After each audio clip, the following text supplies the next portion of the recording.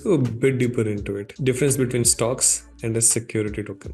To me, there's no difference in the mechanics because it's the Let's let's same. take let's take Apple as an example. Apple has a stock, Apple has a security token. How does it work? And So, what's the need to get a security token? so Apple as a stock, you need to have you need to be KYC'd. So Mhm. you have to have a brokerage account somewhere that allows you to take your cash or your taxed earnings, or if you're borrowing on margin, to be able to go through your brokerage account to buy the stock. Then you've exchanged your cash through the brokerage account. Now you own the stock in your brokerage account. That's the model. As a security, and there's only certain geographic locations around the world that you can actually buy an Apple stock, depending upon what your brokerage house is, where you live, where you reside. So you're very limited into the amount of shareholders, even though it can be a lot. You're very limited to the amount of shareholders that would be able to own Apple stock, for example.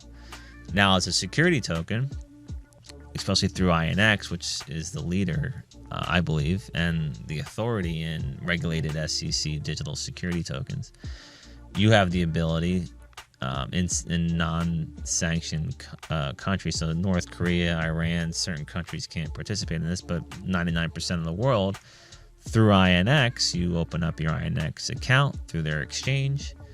And if Apple follows like what we're doing at DLMI, and they want to offer a security token offering for their next iPhone that they're releasing, where they would do a revenue share off all those iPhone sales, they can offer a security token to the globe to buy into that iPhone 16, 17, 18, whatever number. And then they can bring in someone like them. They could bring in hundreds of billions of dollars with that kind of offering. So it helps, not that they need the cash, but it gives the ability for another way for capital to come into a company to help fuel the growth of a company. So then that iPhone 17 goes out, sold more iPhones than they've ever sold in their history. Profit sharing goes back to all those security token holders, and that's it. Their offering was only attached to that iPhone. Maybe they extend it, maybe they do an amendment and they offer it to the next iPhone because it was a really successful model. So hopefully that describes it. You have the ability to bring in capital from people like you and me, individuals, through an exchange on a global landscape to help fuel a business model or to help be part of a business model.